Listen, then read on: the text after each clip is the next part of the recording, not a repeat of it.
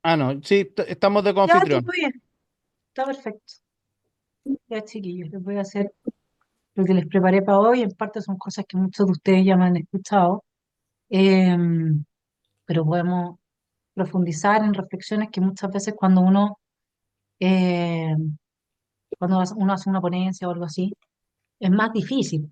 Aquí me puedo extender un poquito más, yo sé que es 1 hora. No se oye, ¿están bien todos? ¿Hay algún reclamo que hable ahora o calle para siempre? No, nada, todo perfecto. Muchas Ya. gracias, Vanessa. Ya, Ceci, me alegro. Aquí gracias a Rodrigo también, que él está, como nosotros estamos hablando de los sistemas antifrágiles de Nassim Taleb, que en el fondo es cuando de forma espontánea surgen todas las ayudas para lograr y conseguir un propósito.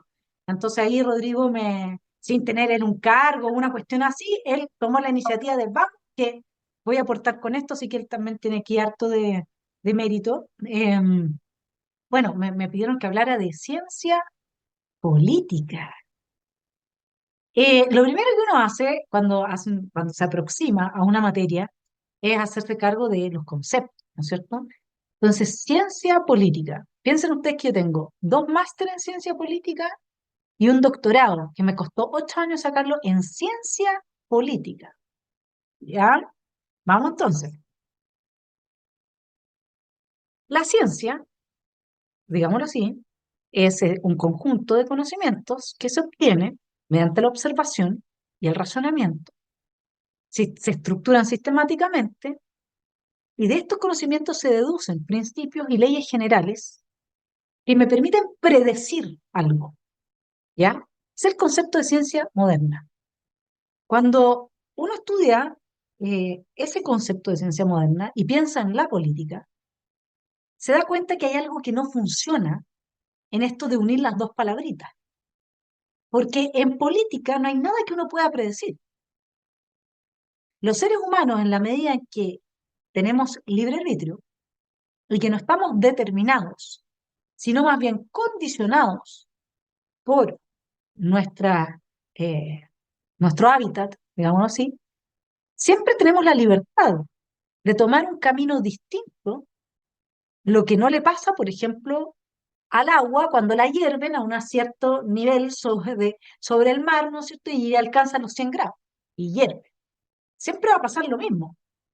Entonces, la ciencia, que uno la entiende como en las ciencias naturales, biológicas, que trata con materia, o por último también con animales, donde uno observa que existen instintos y que los animales entonces actúan por instinto. Nosotros en parte también actuamos por instinto, pero nuevamente tenemos esa facultad psíquica que se llama libertad, libre arbitrio, ¿sí? Que nos permite, por ejemplo, aunque nuestro instinto sea por hambre robar algo, decir yo no lo voy a robar, aunque tenga tanta hambre, robarme la gallina, por así decirlo, ¿no?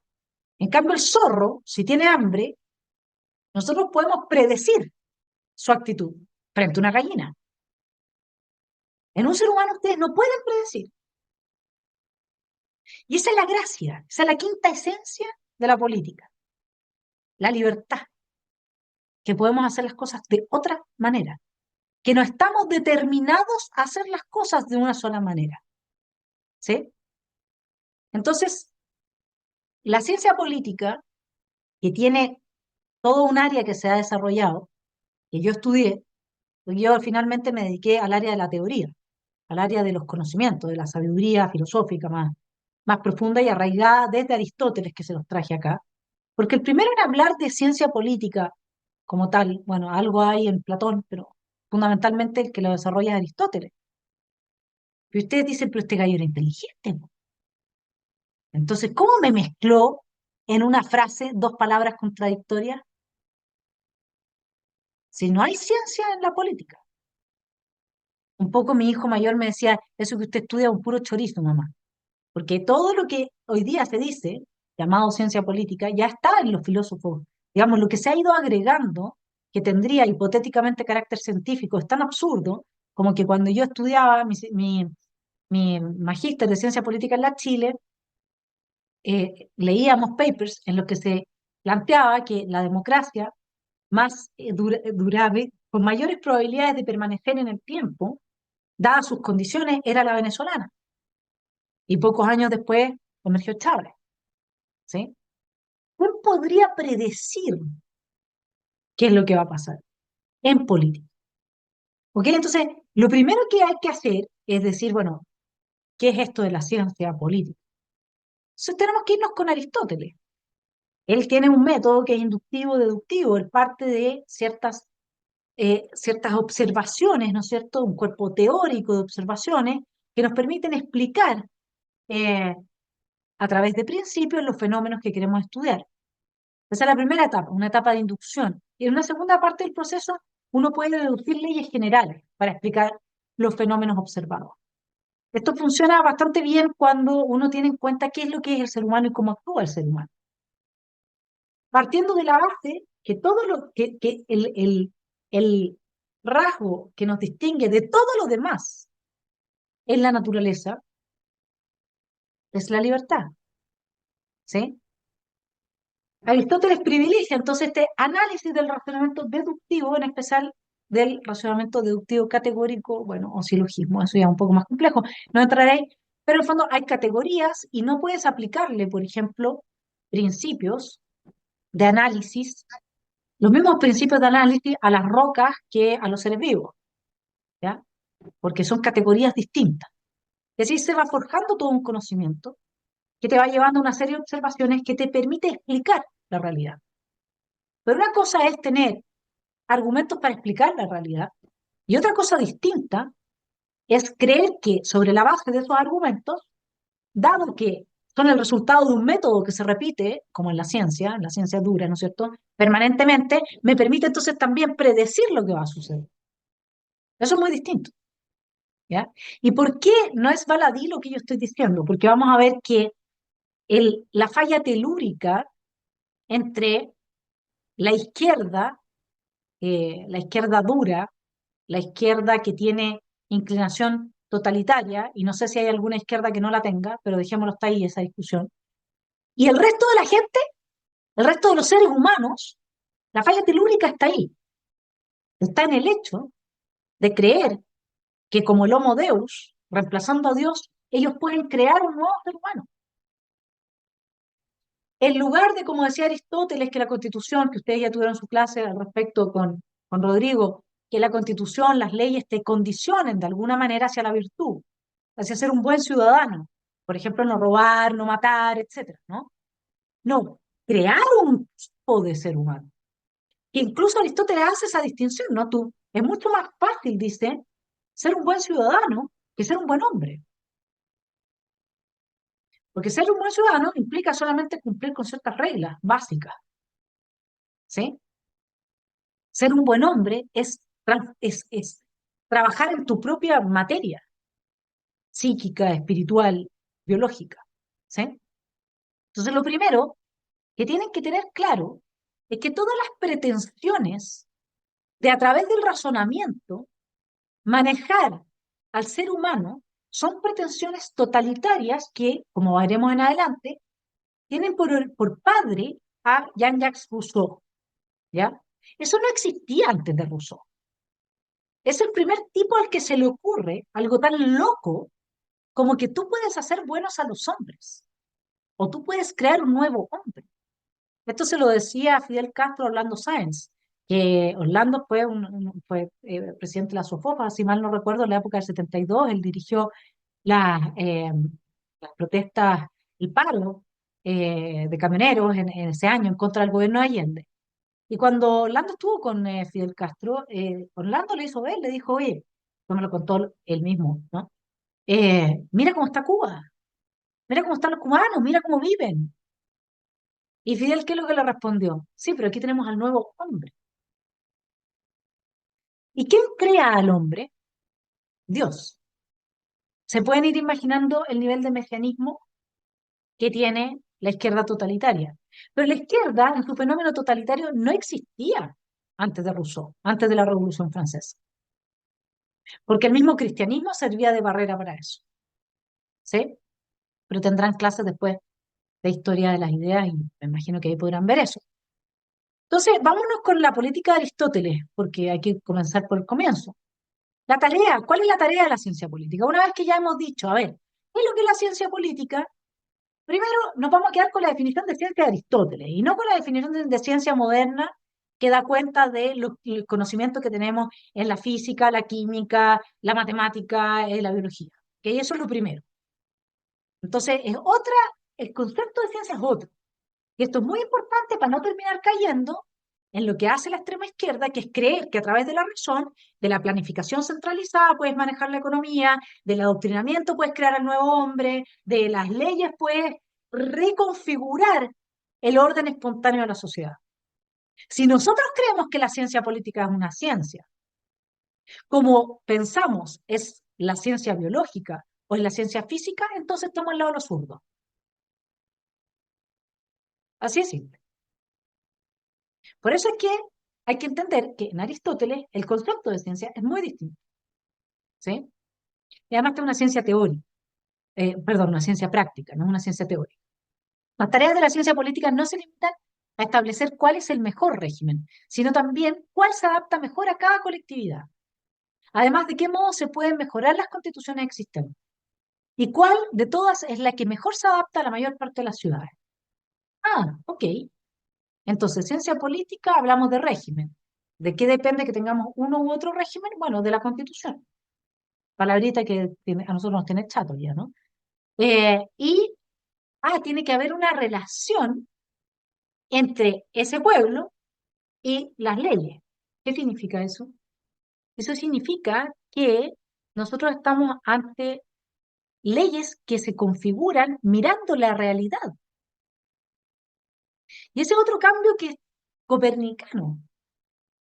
Porque cuando ustedes crean las leyes en contra de la realidad y de la naturaleza, como se ha hecho en nuestro país con todas las leyes de género, porque el género no existe, por ejemplo, entonces ustedes están quebrando la vida en su forma espontánea y natural. Le están imponiendo a la vida un cerrojo.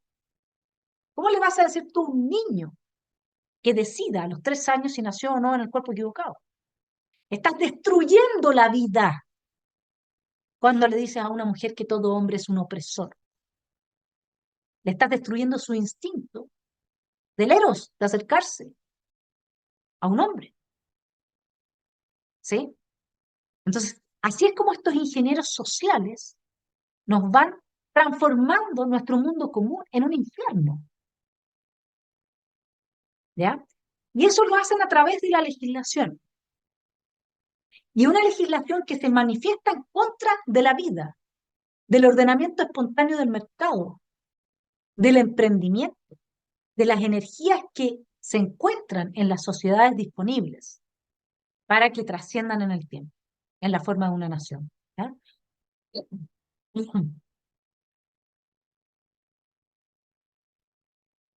Aristóteles y Platón, los dos, clasifican a la ciencia política dentro de la practique episteme, es decir, como les dije antes, la ciencia práctica, en vez de la gnóstica episteme, que vendría siendo la específicamente teórica. Lo que quiere decir que no se persigue por el conocimiento puro, ¿ya? Como la aritmética o la metafísica. Estudiar la ciencia política es una preparación para la práctica real de la política. En esta época, en la época de Aristóteles era así. Hoy en día la gente estudia ciencia política para producir papers indexados que no le interesan a nadie y de esa manera tener un cargo dentro de una universidad y enseñar lo que esté de moda en ese momento dentro del mainstream, ¿sí? Nadie estudia, o que prácticamente, o muy poca gente estudia ciencia política para prepararse para enfrentarse al oponente político. De hecho, no hay, por ejemplo, clases de retórica. La importancia del uso de la palabra en la política es radical. Sin la palabra no existe la política. Si la ciencia política hoy día preparara a las personas para participar de la esfera pública y representar a sus electores, lo primero que tendría que tener son cursos de retórica, y no los tiene. Se los digo con conocimiento de causa. Entonces, ¿qué es lo que, a qué nos lleva el tema de la palabra? Para los antiguos griegos, la palabra era lo que distinguía al bárbaro del ciudadano. Les voy a leer. La virtud y la degradación moral constituyen toda la diferencia entre nobleza y villanía, esclavitud y libertad. La virtud y la degradación moral. Fíjense. Entonces, la nobleza y la libertad vienen de la virtud. La villanía y la esclavitud de la degradación. Después vamos para que se queden pensando. Por tanto, no es el derecho positivo el que hace esclavos a los hombres, sino su naturaleza. Los bárbaros son esclavos a donde vayan. Siempre son esclavos de la violencia, de sus apetitos. No son libres, como aquel que, en lugar de seguir el instinto de robar la gallina, decide no robar. ¿Se entiende? Esto es Aristóteles. La diferencia entre el poder del amo, porque acuérdense que en esa época habían esclavos, y el magistrado, radica en su naturaleza. Pues una concierne a hombres libres, el magistrado gobierna sobre hombres libres, ciudadanos, y otra a esclavos por naturaleza. Aquella es la autoridad doméstica, que ejerce uno solo sobre hombres libres y esclavos, amo tirano, y está la del magistrado que se ejerce sobre hombres independientes e iguales. Esa igualdad es fundamental porque no es la igualdad que nosotros entendemos hoy día. Es la igualdad que se funda, la isonomía, que se funda en el hecho de que tenemos los mismos derechos. Nos los concedemos los unos a los otros y nos los reconocemos. Como vamos a ver con Arendt, cada uno de ustedes es único e irrepetible. No existe ningún tipo de igualdad entre nosotros. Hay ciertas condiciones básicas que nos hacen ser miembros de la misma especie. Pero fuera de eso, somos completamente distintos.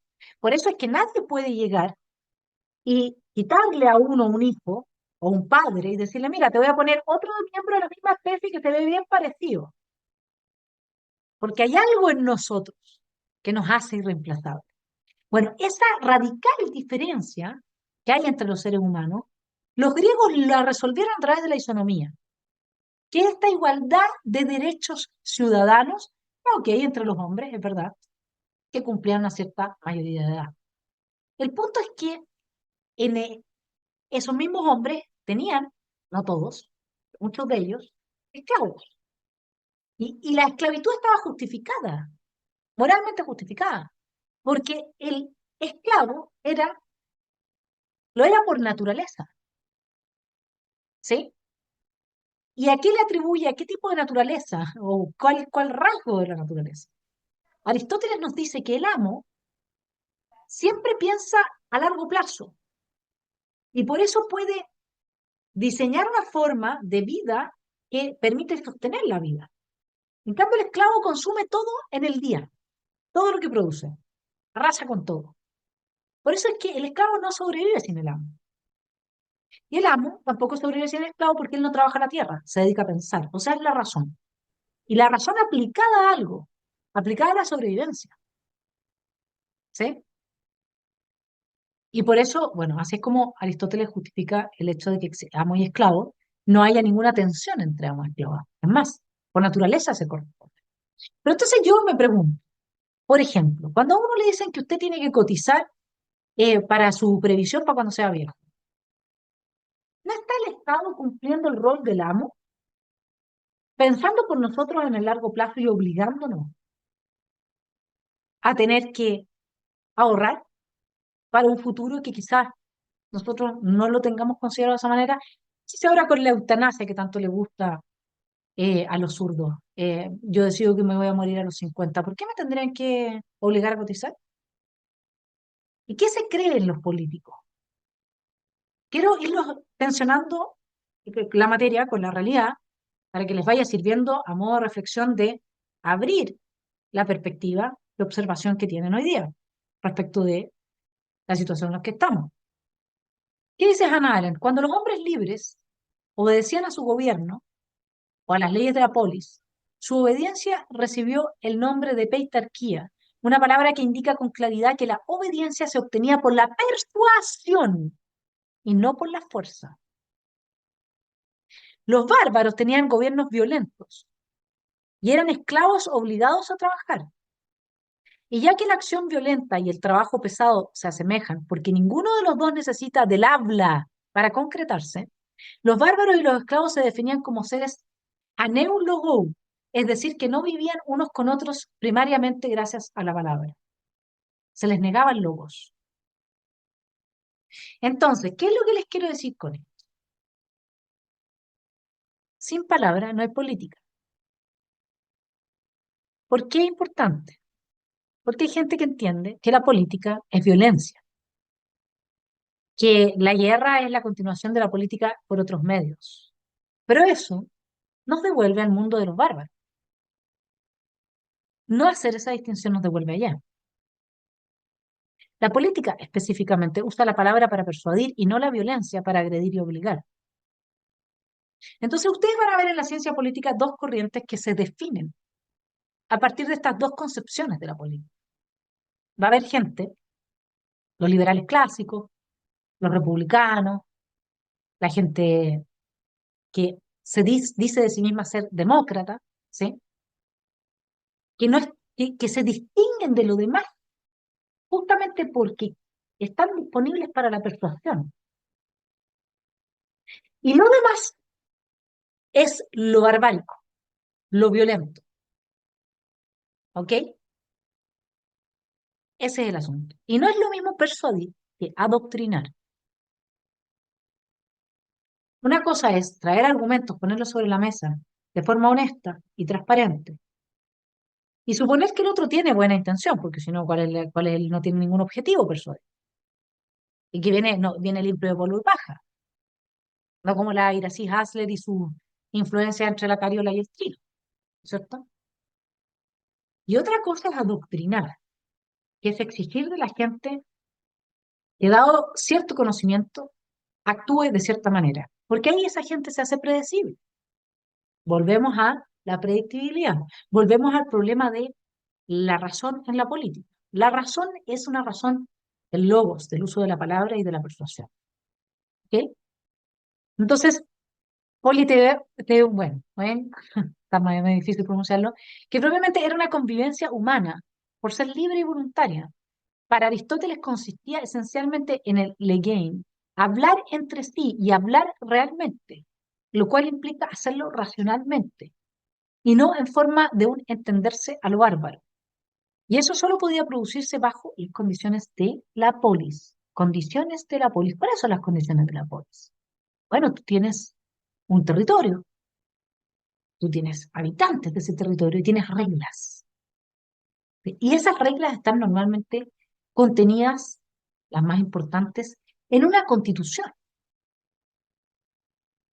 Yo lo que les convido, por ejemplo, a leer son los Federalist Papers, que es el Federalista, que son las discusiones entre Hamilton, Jay y Madison, que dieron origen a la Constitución norteamericana. Súper interesante. Porque ese es el punto. Va a haber condiciones de polis que van a tener como resultado un régimen tiránico, totalitario. Otros, una república, una democracia, etcétera. Y eso es lo que estuvo en juego permanentemente en los dos procesos constitucionales que vivimos hace poco. Y eso es lo que está en juego cada vez que los legisladores vendidos, irresponsables, corruptos o ignorantes legislan cuando sacan una ley como la ley Karim. o la de ideología de género. Son las condiciones que nos van condicionando hacia algo, ¿sí? Función del político: proveer a la ciudad las condiciones para que los individuos se formen, tanto en su razón teórica como práctica y técnica, dice Aristóteles. Es decir, para Aristóteles, esto es antes de Maquiavelo. Maquiavelo es el que escinde la virtud de la política, ¿sí? Ahí empieza toda esta cosa de que para tener éxito político, el príncipe no tiene que resguardarse en la virtud ni cumplir con reglas morales, sino que tiene que lograr el poder y mantenerse en él. Entonces, Maquiavelo es el que va a decir eso, ¿ok? Y de ahí cambia radicalmente la forma clásica que se tenía de entender la política. Entonces, en Aristóteles hay un ser y una apariencia del ser. Y por eso él dice, bueno, es más fácil ser buen ciudadano que buen hombre. ¿Cuánta gente no conocemos nosotros, incluso que en la esfera pública o social son encantadores y después uno se entera que en la casa son violentos, ¿verdad? La Constitución establece los fines morales de la ciudad para Aristóteles. Y ustedes me pueden decir, pero desde el liberalismo clásico no queremos una Constitución que establezca fines morales. Bueno, yo les voy a decir que lamentablemente es imposible, porque no existe una ley que no responda a una cierta concepción del bien y del mal, por mucho que se le trate de ocultar. Ok, podemos hacer decretos administrativos y hacerlos pasar por leyes, sí, pero de hecho, en la política democrática, para poder aprobar alguna ley necesitas legitimidad.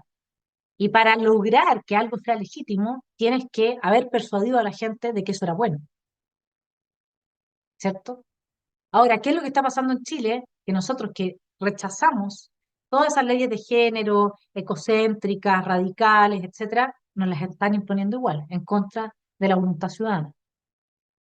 Y eso tiene que ser denunciado hasta el cansancio, que la casta política no responde ya a la voluntad del soberano, sino que a cuál voluntad ya lo veremos.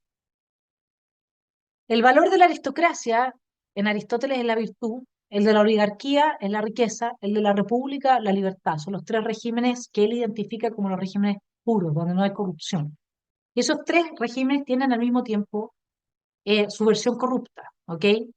Eh, bueno, la versión corrupta, perdón, de la aristocracia es la oligarquía, y la versión corrupta de la república es la democracia, y la versión corrupta de la monarquía es la tiranía. Ahí me confundí un poco, pero esos son los regímenes esencialmente en Aristóteles, ¿ya? Y van a ir variando según el número de soberanos y el criterio de bien común, que es justo y recto o no, ¿ya? El tirano no va a ser ni justo ni recto, y el bien no va a ser común, o sea, va a legislar en pos de su propio beneficio.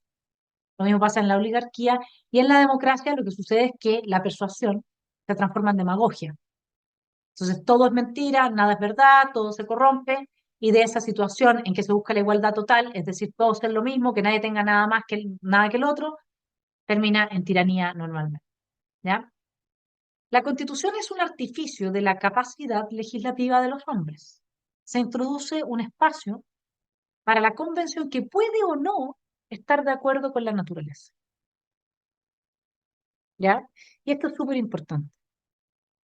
Porque cuando, de nuevo, nosotros legislamos en contra de la naturaleza y de la realidad, lo que obtenemos es el totalitarismo, porque ese legislador tiene que radicalizar cada vez más las leyes, por ejemplo, de planificación de la economía para lograr lo que quiere, porque se está yendo en contra de la naturaleza, que se manifiesta luego en un mercado negro, por ejemplo.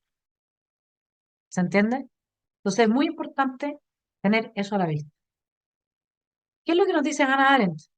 Dice que no se puede ser feliz sin participar de la felicidad pública, que nadie puede ser libre sin la experiencia de la libertad pública, y que nadie puede ser feliz o libre sin implicarse y formar parte del poder político. Esto es muy importante que lo tengan a la vista, porque estamos hablando de aquella corriente que entiende la política como el arte de la persuasión para la búsqueda de un bien común que establece condiciones para el florecimiento de la vida humana, y no de la política como la entiende Carl Schmitt, como la entiende Rousseau, o como la entiende cualquiera de los Foucault, Derrida, etcétera, que es una herramienta para hacer del ser humano la creación que ellos quieren, ese nuevo hombre, Marx, que ellos buscan. ¿Ok? Hannah Arendt dice que la acción política, esto de estar debatiendo, discutiendo, de intercambiar ideas, esto que estamos haciendo acá, que yo ahora estoy hablándoles, pero después ustedes se quedan conversando entre ustedes, eso es acción política. Dice que sería un lujo, pero totalmente innecesario. Una caprichosa interferencia en las leyes generales de la conducta, si los hombres fueran de manera interminable repeticiones reproducibles del mismo modelo. Se los pongo de la siguiente manera. Cuando yo tenía que ir a entrevistar, cuando en algún momento hice un análisis sobre cuál era la salud, el estado de salud de los partidos políticos en Chile, cuando tenía como 26, 27 años. Y fui a los partidos políticos y entrevisté a varias personas del PPD, a varias personas del Partido Radical, de la de Renovación, de la UDI. Del Partido Comunista entrevisté a uno nomás, porque da lo mismo a cuántos entrevistas. Tú ya sabes, tú con uno ya sabes todas las respuestas, si todos repiten lo mismo. Ellos se transforman a través del adoctrinamiento en una interminable repetición reproducible del mismo modelo el uno del otro. Entonces tú no necesitas más que hablar con uno. Y por eso es que cuando la gente está adoctrinada, la política es innecesaria, en tanto el arte de la persuasión. Es redundante. Ya pensamos todos lo mismo, ya creemos todos lo mismo. Ahora, dónde radica esto de que nosotros pensamos diferente? Compartimos principios, por eso estamos acá, pero pensamos diferente respecto a muchas cosas. Eso nace de la realidad de que nadie más que cada uno de nosotros puede en este mismo momento estar sentado donde está, de la misma manera y mirando lo mismo. Nosotros cada vez que nos movemos en el mundo, estamos en un espacio que nadie más, por definición, empíricamente puede ocupar. Entonces, nuestra perspectiva, extrapolen esto al hecho de haber nacido y de tener toda una biografía. Nuestra perspectiva es única. El valor de esa singularidad que yace en cada uno de nosotros es único. Ahora, ¿dónde se manifiesta ese valor? ¿Se manifiesta cuando vamos al supermercado? No. Toda la gente que va al supermercado hace lo mismo.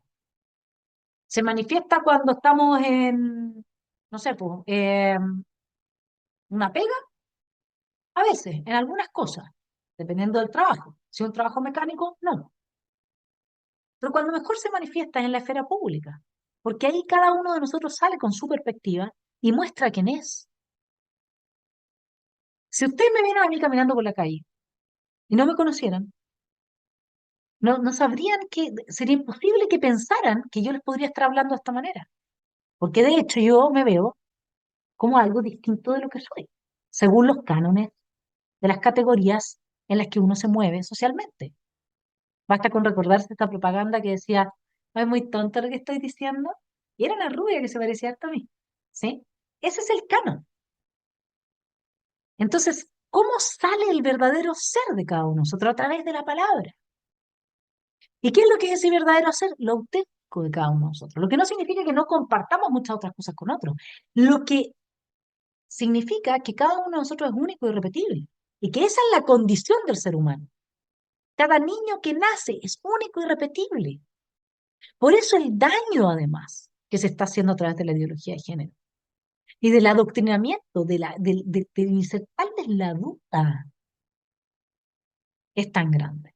¿Sí? Termino la cita. La acción entonces sería un lujo innecesario, una caprichosa interferencia en las leyes generales de la conducta. Si los hombres fueran de manera interminable repeticiones reproducibles del mismo modelo, cuya naturaleza o esencia fuera la misma para todas, todos, y tan predecible como la naturaleza o esencia de cualquier otra cosa. La pluralidad es la condición de la acción humana. ¿Y qué es la pluralidad?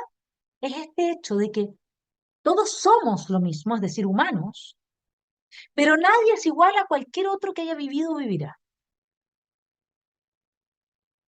Entonces, esta es la piedra angular de un político libertario, angular de nuestro humanismo. Por eso nos respetamos cuando hablamos con los otros. Por eso entiendo que no quiero fanatismos y por eso Johannes no se instala como el líder al que todos tienen que seguir, diga lo que diga. Y dice, el apoyo no es mío. El apoyo es un proyecto. Esas ideas. No es mío. Si me pasa algo, otro toma la bandera. No hay fanatismo. Yo hago lo que dice el líder. ¿Sí? No hay líder. Cada uno de nosotros lo es. Y algunos saben más de derecho y otros más de historia, otros más de cómo ser mejor mamá y otros más de geografía. Da lo mismo. Pero esa mirada de cada uno de nosotros es invaluable, porque no hay otra. Y por eso es tan importante que todos contribuyamos y que no nos quedemos fuera del espacio de lo público, de la esfera pública. Ese es el tema, ese es el llamado a la acción y a la felicidad de ser. Por eso es tan grave cuando quieren ponerle una reforma al sistema político en que tú tienes que obedecer las órdenes del partido. Porque ese problema se resuelve. Voy a conectar si aquí la el pa- pantalla, pero Ese problema se resuelve si el partido no tranza sus principios. ¿Sí? No sé si eso era una interrupción involuntaria o voluntaria, pero no me pueden interrumpir mientras hago la clase, porque si no se pierde el hilo de lo que estoy diciendo, y lo que estoy diciendo es complicado, es complejo, ¿sí? Porque estamos agarrando varias hebras. Las clases que yo hago no son para adoctrinar, son para pensar, son para que cada uno de ustedes se quede con mucha hambre de leer a Hannah Arendt, se quede con mucha hambre de entender más en profundidad lo que aquí les traigo, y por lo tanto tengan un puntapié inicial para vuestro propio camino. ¿Sí? Yo en una sola clase no les puedo aportar todo lo que sé. Tengo libros y todo, y ustedes pueden hacer su trabajo. Entonces aquí les quiero plantear la visión radicalmente distinta, la visión a la que nosotros nos estamos enfrentando de lo que es la política, radicalmente distinta a lo que estaba diciendo Hannah Arendt. ¿Qué dice Rousseau en el contrato social, el padre del totalitarismo? Dice, aquel que se atreve a instituir un pueblo debe sentirse con fuerzas para mudar, por decirlo así, la naturaleza humana. Esto es lo que esta gente busca con el nuevo hombre. Esto es lo que buscan con la ideología de género. Esto es lo que buscan con todo su patriarcado y feminacismo de porquería. Y las mujeres ya, nuestra naturaleza, que es amar a los hombres, a nuestros hijos, a nuestros padres, a nuestras parejas. Los odiemos por el hecho de ser hombres. Que el niño que en su naturaleza es inocente, que ni siquiera tiene un desarrollo hormonal biológico, destruya esa naturaleza y se imponga una naturaleza de un adulto que puede tener más o menos disforia o de, you name it. Que no podamos emprender actividades comerciales, porque ellos nos van a hacer depender de ellos. Es decir, que perdamos nuestras capacidades naturales de trabajar, de crear, de aportar. Entonces, fíjense que este señor dice que aquel que se atreve a instituir un pueblo debe sentirse con fuerzas para mudar la naturaleza humana, para transformar a cada individuo, que por sí mismo es un todo perfecto y solitario. Fíjense ustedes en parte de otro todo mayor. O sea, yo, o cualquier mujer que aquí esté, la Cecilia, la Carolina, etcétera, que somos cada una un individuo único, irrepetible, irreemplazable por nuestra mirada, por nuestra capacidad de aportar, etcétera, dejemos de ser ese individuo y pasemos a ser parte de un todo mayor, es decir, de un colectivo feminista, para que se entienda lo que les estoy diciendo. ¿Y qué pasa acá? Ese colectivo, dice Rousseau, le va a dar, en cierto modo, la vida. ¿Y qué es una feminazi fuera de su grupo? Nada. Y el ser,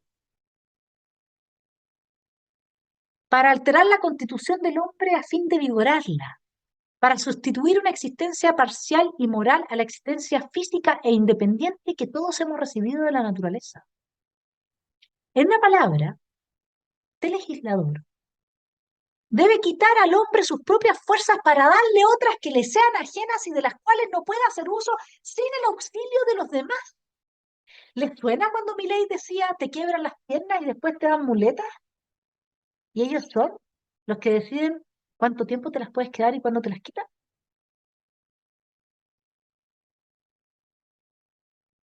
Cuanto más muertas y anonadadas están las fuerzas naturales, tanto mayores y más duraderas son las adquiridas, y tanto más sólida y perfecta es la institución. De modo que si cada ciudadano no es nada sino ayudado de los demás, y si la fuerza adquirida por el todo es igual o superior a la suma de las fuerzas naturales de todos los individuos, se puede decir que la legislación se halla en el más alto grado de perfección posible. O sea, nosotros al servicio de la legislación y no la legislación a nuestro servicio. Además, ustedes se dan cuenta que aquí empieza a haber ciencia política, ciencia en el sentido de la ciencia moderna. Se suman las fuerzas. ¿Ah? Fíjense, si la fuerza adquirida por el todo es igual o superior a la suma de las fuerzas naturales de todos los individuos. ¿Cómo harían eso ustedes? ¿Cómo se podría medir una cosa así? Puro chorizo, hermano. Esto es imposible medirlo. Estos son los cuadros de las SS, ¿ah? Del régimen nazi. Constitución, entonces, vamos con la Constitución. ¿A qué nos enfrentamos? Les di un marco amplio de introducción, ahora aterricémoslo para que lo tengan a la vista con las próximas clases teóricas que vengan. Tenemos un nuevo contrato social avanzando desde los organismos internacionales que se propone poner fin al Estado-Nación, eh, impulsar condiciones de decrecimiento económico o desmantelamiento del capitalismo, una drástica reducción de la natalidad y un control total a través de una dictadura de la tecnología en la importación del modelo chino. Lo vivimos con el experimento de la pandemia. Eso es en contra de lo que se está yendo la nueva derecha en general en el mundo. Si ustedes lo ven, decide lo que importa, esto es una propaganda en España, y lo que están tirando a la basura, el marxismo, la Agenda 2030, el feminismo, toda esta cosa LGBT. Sabemos que Trump dijo desde hoy en los Estados Unidos hay solo dos géneros, masculino y femenino. Ustedes ya, lo que yo les dije, dado que la política se funda en la palabra, tendría que inmediatamente decir, pero ¿cómo? ¿Por qué habla de género si no existe el género? Y que así importante es el uso de la palabra, porque entonces él está legitimando la existencia en la realidad de un concepto ideológico de la extrema izquierda. No existe el género, existe el sexo biológico. La invención del género viene del doctor John Money, basado en Freud. Y John Money era un pedófilo. De ahí viene. Háganle la búsqueda. Yo he hecho algunos programas en mi canal. ¿Mm? De ahí tenemos, nosotros decidimos quién entra en la Unión Europea. Esos son los ingenieros sociales que a través de la Agenda 2030 están mezclando a través de la inmigración ilegal a las naciones entre sí para destruir la identidad de cada nación. Aquí tenemos, pues, a través de la legislación, están creando una realidad a través del condicionamiento. Bueno, y ahí el retiro, obviamente, porque ante que estamos ante el globalismo, la destrucción de los Estados-nación. Les leo a Orbán que dice, Orbán es el primer ministro de Hungría, que es un pequeño país que se ha mantenido al margen de las políticas migratorias de la Unión Europea, por lo que paga un total de 200 millones de euros, no me acuerdo si mensuales, como multa, y también se ha mantenido al margen de la ideología de género, y por lo que también paga a la Unión Europea la multa por no aceptar la introducción de la ideología de género en su país. Esto no le pasa a Inglaterra porque Inglaterra tuvo el Brexit, pero Hungría forma parte de la Unión Europea. Dice Orbán, grandes fuerzas se están moviendo una vez más para erradicar las naciones de Europa. y unificar el continente bajo la égida de un imperio global. Eso es ante lo que los miembros del Partido Nacional Libertario se están enfrentando. La red Soros, que se ha tejido a través de una burocracia europea y su élite política, lleva años trabajando para hacer de Europa un continente de inmigrantes. Hoy la red Soros, que promueve la sociedad global abierta y busca abolir los marcos nacionales, es la mayor amenaza que enfrentan los estados de la Unión Europea. Los objetivos de la red son obvios: crear sociedades abiertas, multiétnicas y multiculturales, acelerando la migración y desmantelar la toma de decisión nacional poniéndola en manos de la élite mundial. La privatización de la soberanía de los países, el fin de la democracia, la destrucción de la cohesión nacional. Eso es lo que están haciendo. Y a eso nos enfrentamos nosotros también en Chile. Y ustedes me pueden decir, pero porque conspiranoico Red Soros, ¿qué tiene la Red Soros que ver en Chile? Vayan al video de Hernán Larraín, chico, diciendo que Soros está financiando los estudios de reforma política de nuestro sistema. Vayan a ver quién le puso plata a Revolución Democrática para que iniciara. Google envió Revolución Democrática a Soros. Están metidos aquí como en cualquier otra parte. ¿Qué es lo que dijo? Vean los discursos de Milei ante la ONU y ante el foro de Davos, porque él se los ha dicho en your face, en sus caras. La ONU se ha transformado en un leviatán. ¿Cómo funciona esto? Tipos como Soros, dueños de BlackRock, Vanity, etcétera, habitan, para usar la terminología zurda, el foro de Davos. Y ellos usan como instrumento los organismos internacionales y esa burocracia para llevar a cabo su plan de desmantelamiento de los Estados-nación y privatizar en sus manos las decisiones del soberano que hoy día se manifiesta a través de las elecciones democráticas. ¿Sí? La ONU les dijo en la cara: Milei se ha transformado en un leviatán. Hablamos de un gobierno supranacional que requiere de un nuevo contrato social a escala global. Estamos ante un programa de gobierno supranacional de corte socialista que atenta contra la soberanía de los Estados-nación, contra la vida, la libertad y la propiedad. Y aquí dice Milei: si la agenda fracasó, como dicen sus propios promotores, la respuesta debiera ser preguntarnos qué estuvo mal desde el inicio. No se puede pretender responder redoblando la apuesta porque hicieron este pacto futuro en la Agenda 2045. Ok, lo que voy a hacer en adelante, porque aquí yo ya me he quedado en estos 40 o 50 minutos en lo que me parece que es lo más relevante que ustedes entiendan. La ley, la izquierda totalitaria, la usa para construir a su nuevo hombre, para crear un tipo de ser humano que no existe. Nosotros, en política, la política es el arte de la persuasión, no tiene que ver con la violencia.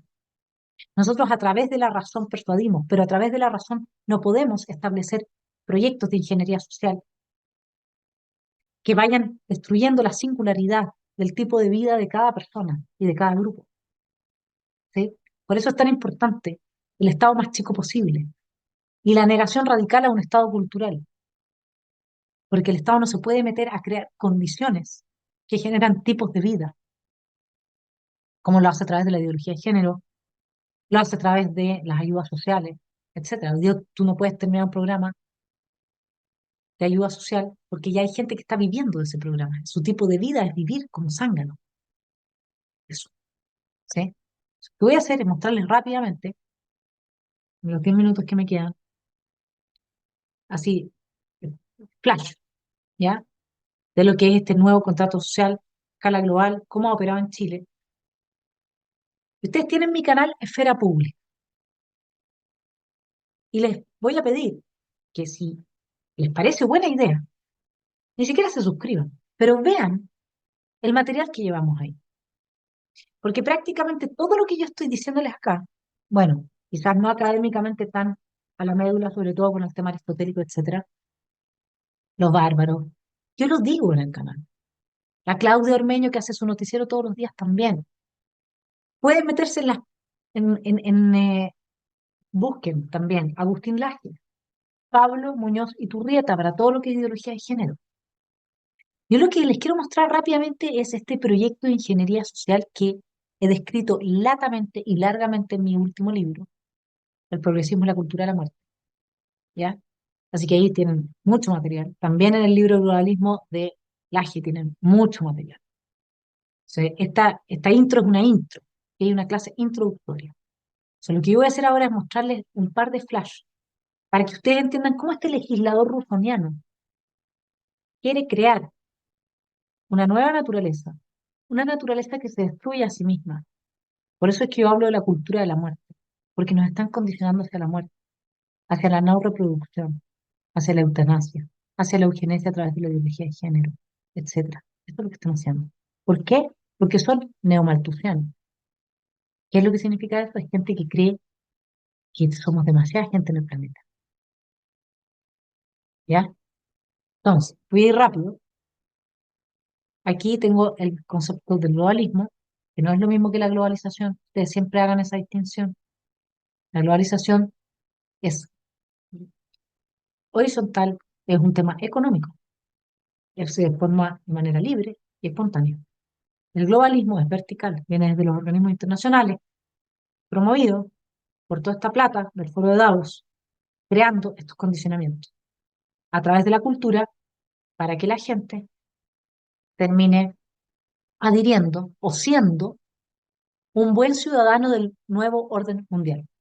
Porque como bien dice Aristóteles, tú no puedes ponerle a Irak una constitución democrática, con régimen democrático, porque ellos nunca han tenido democracia, esto va a fracasar. A menos que la gente lo pida, lo elija y esté educada. Y en ese caso puede funcionar. ¿Se entiende? A nosotros nos están educando para el nuevo orden mundial. Con esta gobernanza global, con ciudadanos globales. En la medida que tú no tienes patria, eres ciudadano global. Y esto es el proyecto político más ambicioso de la historia de la humanidad. Esto es ingeniería política, pura y dura, uso. ¿Sí? Se hace a través de la batalla cultural. Ahí ustedes se tienen que meter a Gramsci.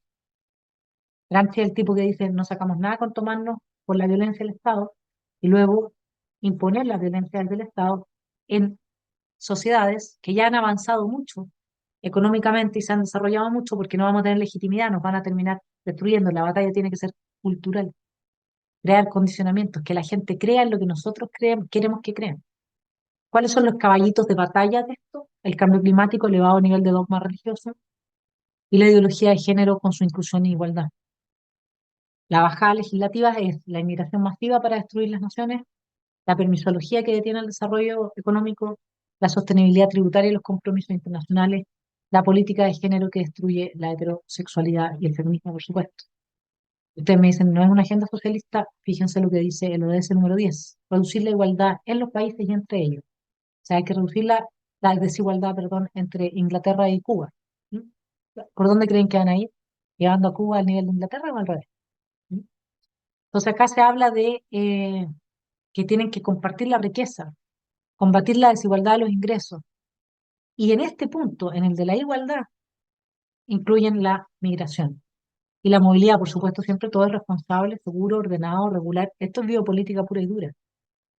Por eso no reaccionan frente a Maduro, porque Maduro está haciendo lo que ellos querían acá, en toda Latinoamérica, con esta diáspora, destruir la cohesión y la identidad de las naciones latinoamericanas. ¿Ya? Em, sino que sabe Dios que el día que comáis de él serán abiertos vuestros ojos y seréis como Dios, sabiendo el bien y el mal. Génesis. Eso es lo que buscan. Esto está muy bien explicado por Miklos Lukács.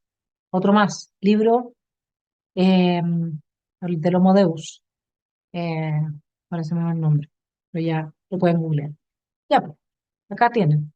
Memorando de entendimiento entre la Convención Constitucional de Chile y el Sistema de Naciones Unidas, firmado por la señora Alicia Loncón y en ese momento el presidente de Naciones Unidas, para, miren lo que decía ese memorándum, estamos hablando de la época de la primera convención, considerando que el sistema ya no es la organización, es un sistema.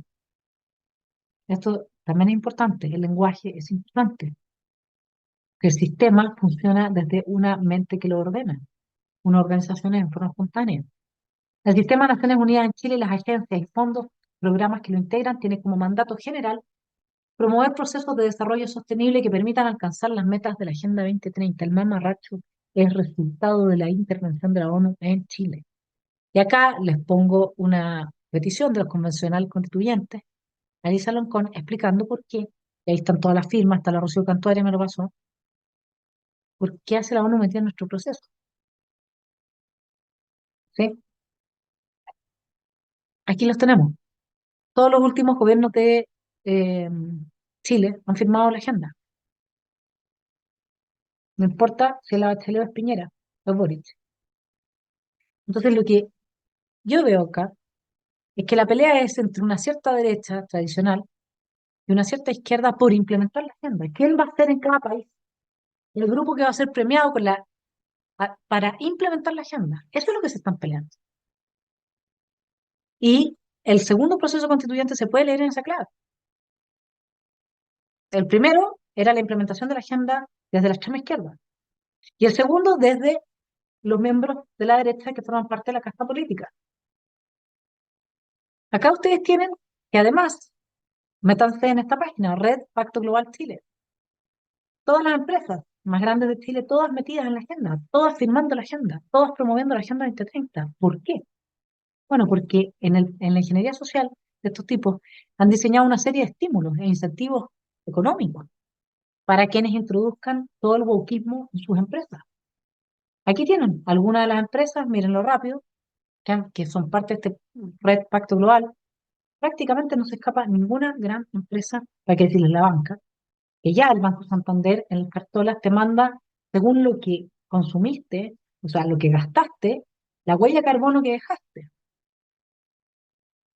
Y según esa huella de carbono, ¿cuánto tendrías que pagar para mitigarla?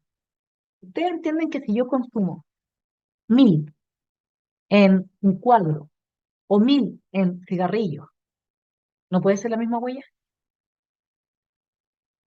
Es tan ridículo lo que están haciendo. Pero lo de ese número 8, si no me acuerdo mal ahora, dice que nos van a medir la huella de carbono a nivel individual. ¿Saben lo que va a hacer eso sin dinero en efectivo? Porque nos van a tener todos nuestros registros, lo que gastamos, lo que no gastamos. Allá van. ¿Qué dice? Eh, Volvamos con mi ley, se ha promovido una relación tóxica entre las políticas de gobernanza global y organismos de crédito internacional, exigiendo a los países más relegados que comprometan recursos en programas que no necesitan. Nos ha pasado a nosotros, tenemos sendas deudas con organismos internacionales que forman parte de la ONU. Y así nos están endeudando, nos están quitando soberanía. Go woke, go broke. Las empresas que han instalado toda esta agenda woke, poco a poco, sobre todo lo hemos visto con Walt Disney y otras, han ido decayendo, han ido a la quiebra. Y aquí tenemos el ODS número 5. Miren lo que ha pasado en Chile. Hacienda coloca bonos vinculados a sostenibilidad por 2.250 millones de dólares que incluyen compromisos de inequidad de género. Solo hizo este gobierno. Y después 750 millones de euros más en igualdad de género, en bonos, colocaciones de bonos, en igualdad de género. ¿Qué cuestión? Esto es ingeniería social. Esto es el legislador de Rousseau. Esto es que yo le pongo la zanahoria a los compadres para que vayan para allá y se traigan el chorizo que yo les acabo de inventar. Y entonces te presto plata más barata, si es que cumples con la GES. Y aquí tenemos, fíjense, este es nuestro acuerdo comercial con la Unión Europea ahora de este gobierno. Les leo. Además, incorpora los nuevos temas que han surgido de la evolución de la agenda internacional, tales como igualdad de género y empoderamiento de mujeres y niñas. ¿Para qué? Empoderamiento significa aborta, no tengas hijos, dedícate a una profesión y no más niños, no más nacimiento de niños. Desarrollo sostenible. No puedo detenerme en todo, ¿ya? Innovación, cambio climático, gobernanza de los océanos, reducción de desastres, asuntos laborales y sociales, juventud, política digital, etcétera. Así nos van pasando la cuchufleta. Y la cuchufleta es de tal nivel de ridiculez que lo de ese número 4, ustedes entenderán que cada uno de estos ODS tiene presidente. Bueno, el presidente de lo de ese número 4, que es el de la educación de calidad para el ciudadano mundial, en ideología de género y tipos de vida sostenible, el presidente Gabriel Boric.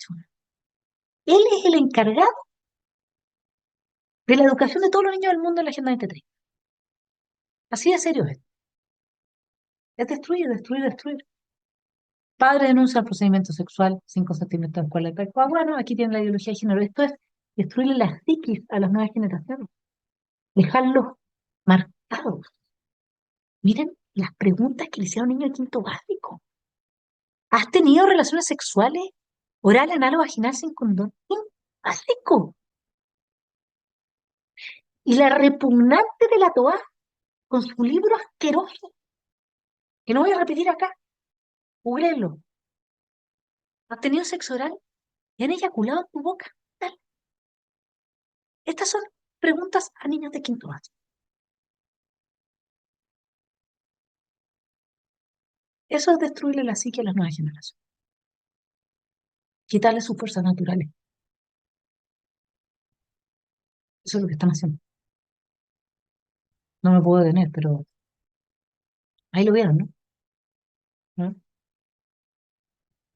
Ahí lo vieron, para la inauguración de los Juegos Olímpicos. Esto es el anticristianismo. Para que le quede alguna duda del segundo proceso constituyente. Aquí tienen al legislador, pues, artículo 2.2, de lo que apoyó, lamentablemente, el Partido Republicano. La ley asegurará el acceso equilibrado de mujeres y hombres a las candidaturas de cargos de elección popular, así como su participación en condiciones de igualdad en los distintos ámbitos de la vida nacional.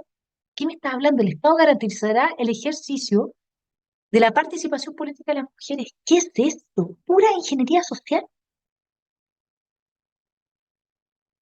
A ver, condiciones de igualdad en los distintos ámbitos de la vida nacional. O sea, si ustedes tienen a dos personas trabajando en su local, una tiene que ser mujer y otro hombre. Extrapólenlo esto a todo. Entonces, si yo tengo un parvulario y tengo 5 parvularios, tengo que tener 5 parvularios también. Esto es lo que estaba en juego. Además, esto nos cambia la concepción antropológica que tenemos del ser humano como ese ser humano único, irrepetible, de individuo, que es cada uno de nosotros, donde hay mente, hay espíritu, hay alma, hay singularidad, en una genitalidad autopercibida. Porque aquí mujer es el que se autopercibe. Y eso era la porquería del segundo proyecto de nueva constitución que defendió la derecha en este país. Un cambio en la concepción antropológica de lo que somos. No somos genitales. Esa es una parte de lo que somos. ¿Cómo vas a estar distribuyendo por autopercepción genital? Y no por mérito. Y no que cada uno llegue donde puede llegar con su esfuerzo y dando lo mejor de sí.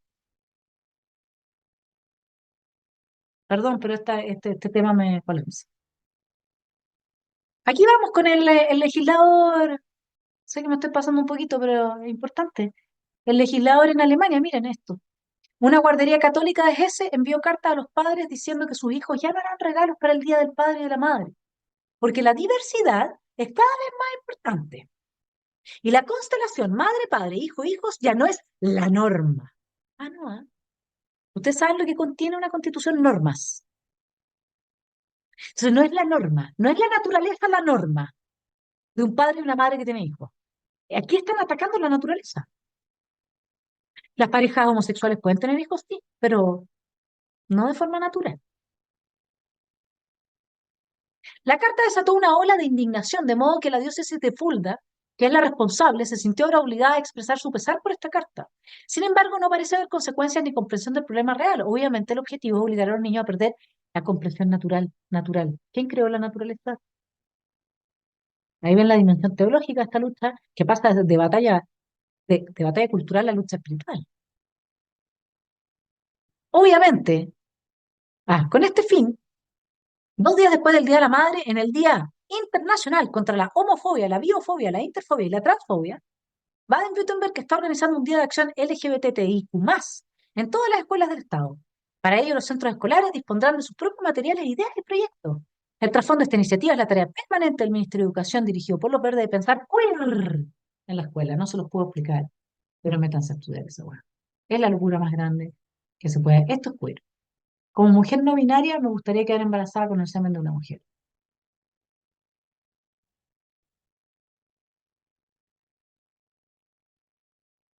Entonces, cuál es la nueva norma? Si es que ya la norma no es binaria, no es hombre-mujer, padre-madre, hijo, adultos, niños, ser humano, ahora todo es trans, transexual, transedad, transnacional, todo es trans. Esa es la norma. Nos cambia la norma binaria, que nos permite distinguir entre el bien y el mal, una mujer y un hombre, un niño y un adulto, etcétera, con norma trans. Y con esto esquizofrenizan a las sociedades. Las camas en Coyhaique, en urgencia, para la gente con problemas psiquiátricos aumentaron un 300% el último año. Lo sé porque estuve ahí ahora, lo sé. Pero nos están volviendo locos. Imagínense lo que es a un joven de 15 y 16 años, ponerle un reggaetón que todo el rato alude al perreo y al mismo tiempo hablarle de microviolencia si mira a una niñita. Nos están esquizofrenizando. El esquizo es el nuevo hombre para Deleuze y Guattari en el antiedipo. Eso es lo que están haciendo. El esquizo no puede sostener la vida. El esquizo se liquida a sí mismo. El nuevo Homo Natura no es simplemente bisexuado ni intersexuado, sino transsexuado. O sea, trans vivo o muerto, trans padre e hijo. No identifica los contrarios. Este señor, que es uno de los padres del neomalthusianismo, porque todo esto se hace para reducir población rápidamente, dice que tienen que morir el día 350.000 personas. ¿Cómo lo hace? Con la cultura de la muerte.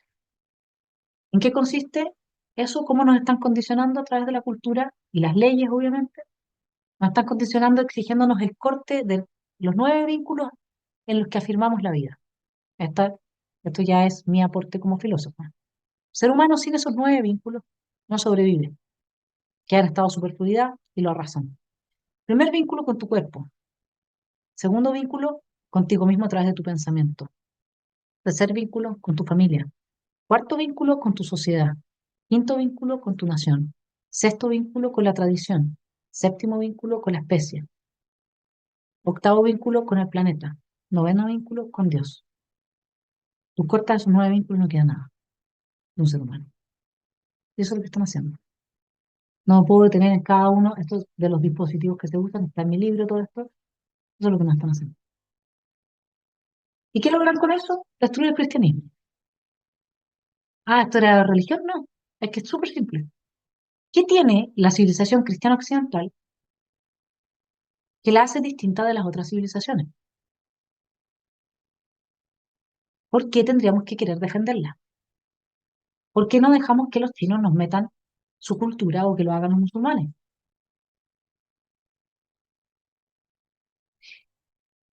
Empecemos. Tiene un antes y un después de Cristo. Y ese después de Cristo nos dejó un legado, una herencia. Por eso es que esta batalla pasa después a ser espiritual.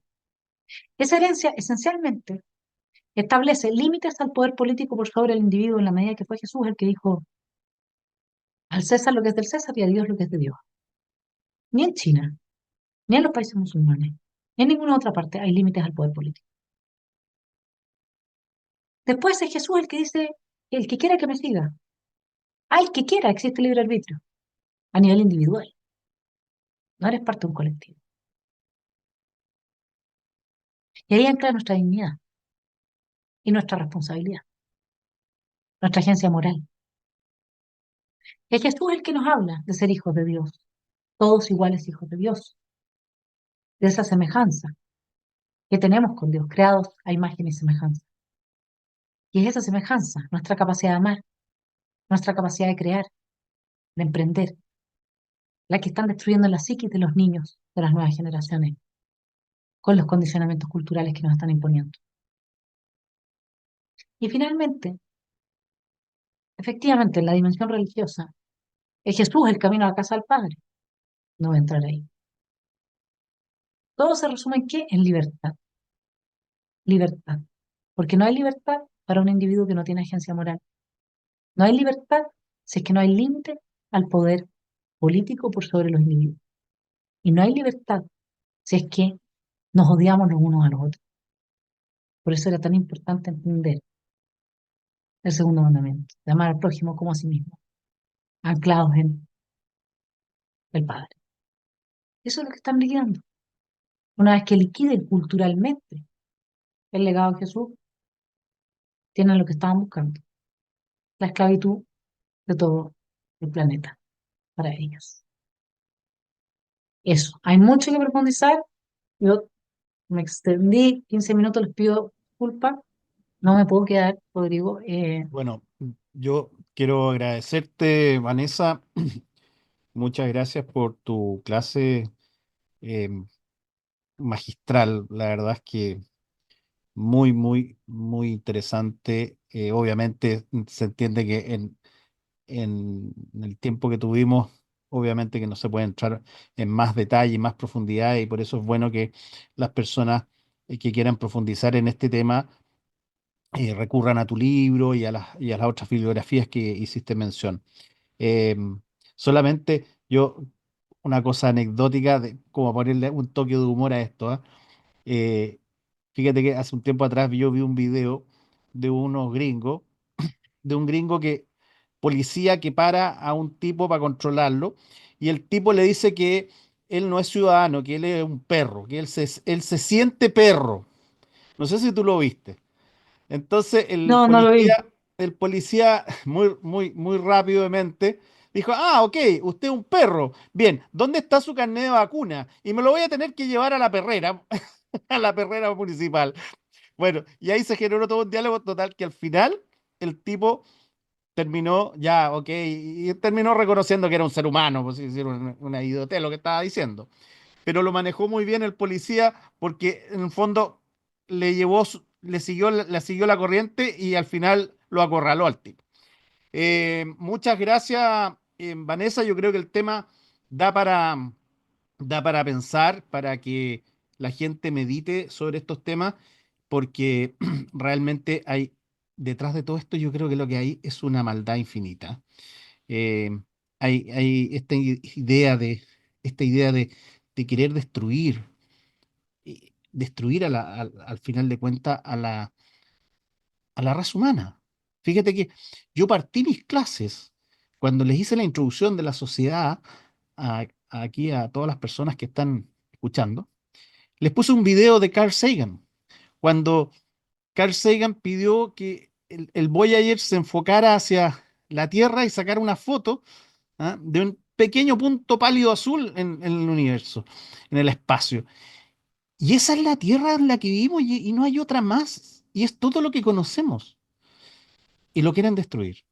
Entonces hay una paradoja porque por un lado vemos tanto esfuerzo por querer salir a conquistar el espacio, otros planetas, buscar vida en Marte, etcétera, y por otro lado es todo esto de al final Sí, destruir, no, pero lo que quieren, destruir todo lo eso. que quieren destruir es, sí, pero lo que quieren destruir es al ser humano y quedarse ellos con el gobierno sobre el planeta. Si ya no necesitan tantas masas de seres humanos y les molesta que estemos aquí, ese es el punto, les molesta que nos reproduzcamos, les molesta que tengamos poder de decisión.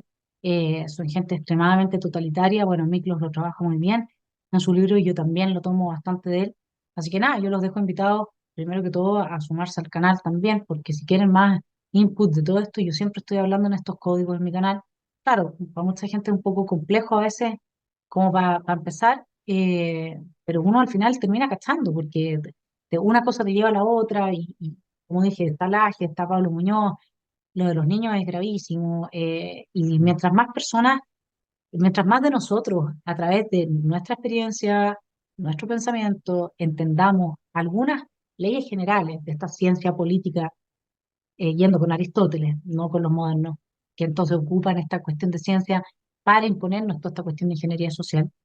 Mientras más de nosotros sepamos y podamos transmitirle a otras personas, mayor legitimidad va a tener un gobierno de nuestros sectores y los parlamentarios y lo que podemos hacer. Entonces, yo los dejo invitados realmente a profundizar, porque en general hay muchas, obviamente que nadie tiene por qué estar enterado de estas cosas. Yo estoy enterada porque me dedico a esto. Está la Amelie, que también está enterada de la Amelie, porque ha tomado todos mis cursos. Ujú. Eh, pero, Vanessa, pero no sé si podrás contestar una pregunta que tiene no, Mauricio Curvelo. yo prefiero no abrir, es que yo ya estoy 20 minutos tarde para mi próxima Ya, reunión, entonces prefiero no abrir, porque si le abro a uno, Perdón, pero Ya. sería muy injusto dejar a todo el resto del mundo, ¿cachai? Van a pensar que tenemos con Mauricio ahí algún tipo de, le estamos dando algún tipo de privilegio, ya, por ser hombre blanco heteropatriarcal, ya. Bueno, Les mando un abrazo grande, gracias a todos, oye, por sumarse y vamos con Tuti, ya, aquí nos vamos a parar. Un abrazo. muchas gracias, Vanessa, y muchas gracias a todos por su asistencia el día de hoy.